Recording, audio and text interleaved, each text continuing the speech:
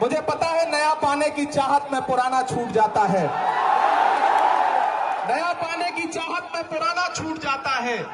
तुझे अपनाऊं तो मुझसे जमाना रूठ जाता है। मोहब्बत पढ़ने लिखने में बहुत आसान है, लेकिन मोहब्बत को निभाने में पसीना छूट जाता है। उन्हीं को कातिल कहेगी दुनिया, हमारा ही कत्लेआम होगा। हम ही को कातिल कहेगी दुनिया, हमारा ही कत्लेआम होगा। हम ही कुएं खोदते फिरेंगे, हम ही पे पानी हराम होगा। नहीं, ऐसा नहीं होगा, कभी ऐसा नहीं होगा। कभी ईमान का कुरान का सौदा नहीं होगा। हमें तुम कत्ल कर दो शौक से मंजूर है, लेकिन शरीयत के किसी मुद्दे पे समझौता नहीं होगा कि हम आतिशे सोजा में भी हक बात कहेंगे, कुंदन की तरह दहर में ताबिंदा रहेंगे। तारीख बताती है कि हर दौरे सितम में हम जिंदा थे, हम जिंदा हैं, हम जिंदा। आंखों के सामने हजारों की तादाद में, लाखों की तादाद में। अब थोड़ी देर आप लोग बैठ जाएं, जितना इंतजाम आपने कर लिया थोड़ी देर बैठ जाएं। मुझे इनसे बात करने, मैं आपसे भी गुजारिश करूंगा थोड़ी देर। ये सैकड़ों किलोमीटर से आए हुए लोग धूप की शिद्दत पे खड़े हैं, तो इनकी मौजूदगी को सलाम। मुझे पता है नया पाने की चाहत में पुराना छूट जाता है, नया पाने की चाहत में पुराना छूट जाता है। तुझे अपनाऊं तो मुझसे जमाना रूठ जाता है। मोहब्बत पढ़ने लिखने में बहुत आसान है, लेकिन मोहब्बत को निभाने में पसीना छूट जाता है। इमारत शरिया के एक बुलावे पर पूरे बिहार, पूरे बंगाल, पूरे उड़ीसा, पूरे झारखंड के कोने कोने से आए हुए अपने हमउम्र साथियों को, अपने बुजुर्गों को सलाम करता हूं। अगली थोड़ी देर आपसे मुखातिब रहना चाहता हूं। दिल्ली में बैठी हुई सरकार एक बिल लेकर के आई है, वक्फ अमेंडमेंट एक्ट। हम ही को कातिल कहेगी दुनिया, हमारा ही कत्लेआम होगा। हम ही को कातिल कहेगी दुनिया, हमारा ही कत्लेआम होगा। हम ही कुएं खोदते फिरेंगे, हम ही पे पानी हराम होगा। हमारे आबाओ अजदाद की दान की हुई जमीनें दिल्ली में बैठी हुई सरकार, दिल्ली का हाकिम लूट करके अपने धन्ना से दोस्तों को देना चाहता है। इसलिए यह बिल लेकर के आया गया है। पूरे मुल्क में इस बिल के खिलाफ एहतजाज हो रहा है। देश की पार्लियामेंट में आपने देखा, हम सारे लोगों ने इस बिल के खिलाफ लगातार लड़ाई लड़ी, लेकिन नंबर उनके पास है, इसलिए यह बिल पास हो गया। अब लड़ाई सड़कों पर लड़नी है। देश की माननीय उच्चतम न्यायालय में, सुप्रीम कोर्ट में यह मुकदमा ऑलरेडी पेंडिंग है, और मुझे पूरा यकीन है कि हमारे देश की सुप्रीम कोर्ट इंसाफ जरूर करेगी।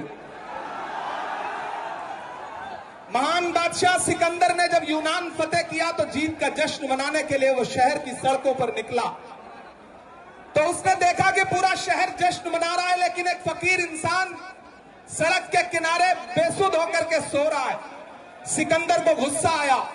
सिकंदर अपने घोड़े से उतरा और उस सोते हुए फकीर के पास पहुंच करके गुस्से में उसे जोर की एक लात मारी, और लात मार के कहा कि क्यों रे फकीर, मैंने शहर जीत लिया, शहर जश्न मना रहा है और तू सो रहा है। तो उस फकीर ने उन्नीदी आंखों से सिकंदर की तरफ देखा और देख करके कहा कि शहर फतेह करना बादशाहों का काम है, लेकिन लात मारना गधे का काम है।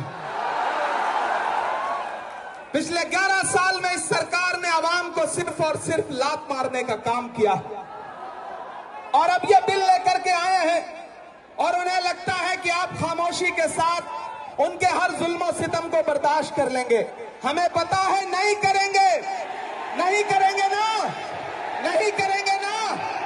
आपकी यहां मौजूदगी इस बात की गवाह है। मुझे पता है धूप बहुत ज्यादा है, इसलिए हजारों की तादाद में लोग दरख्तों के नीचे किनारे बैठे हुए हैं, वो बीच में नहीं आए। लेकिन फिर भी आज पूरा पटना, पूरा बिहार जाम हो चुका है। लोग लाखों की तादाद में घर से निकल करके आए हैं। मैं सलाम करता हूं आपकी जिंदा दिली को, आपकी मोहब्बत को। फैसल रहमानी साहब के एक बुलावे पर मैं उनको भी सलाम कर रहा हूं। ये जो नई नस्ल है ये पानी की तरह बह रही है, मैं इस नई नस्ल के बहने को भी सलाम करता हूं।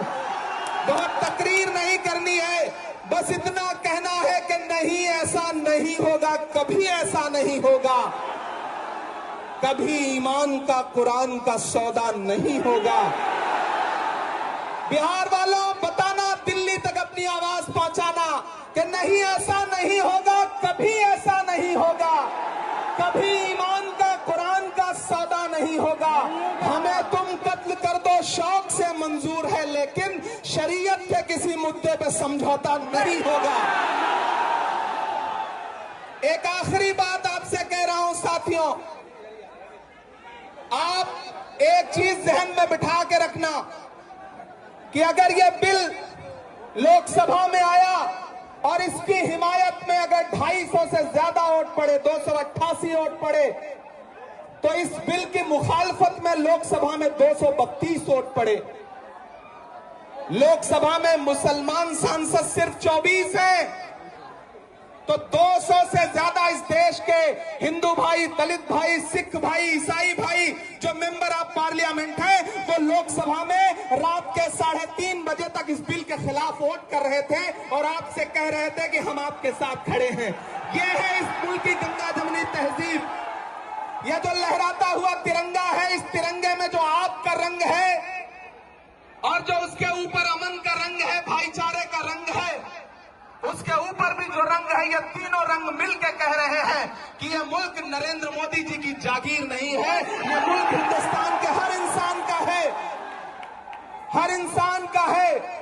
और हम अपने आबाओ अजदाद की जमीनों को बचाने के लिए, खानकाहों को बचाने के लिए, इबादत गाहों को बचाने के लिए, कब्रिस्तानों को बचाने के लिए जो कुर्बानी जरूरी होगी वो कुर्बानी देंगे। हम सड़कों पर बैठेंगे। मैं सरकार से कहना चाहता हूं कि जमहूरियत अकड़ से नहीं चलती है जिल्ले इलाही, जमहूरियत इस किताब से चलती है।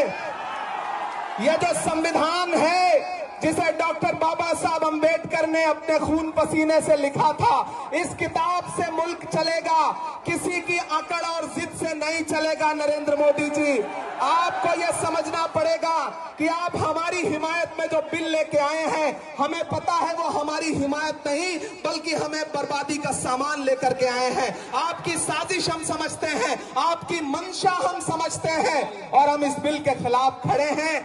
आज यहाँ पटना के ऐतिहासिक गांधी मैदान में बस इतना कह के जा रहा हूं, वक्त बहुत कम है, बोलने वाले बहुत ज्यादा हैं। बस इतना कह के जा रहा हूं कि हम आतिशे सोजा में भी हक बात कहेंगे, कुंदन की तरह दहर में ताबिंदा रहेंगे। तारीख बताती है कि हर दौरे सितम में हम जिंदा थे, हम जिंदा हैं, हम जिंदा रहेंगे।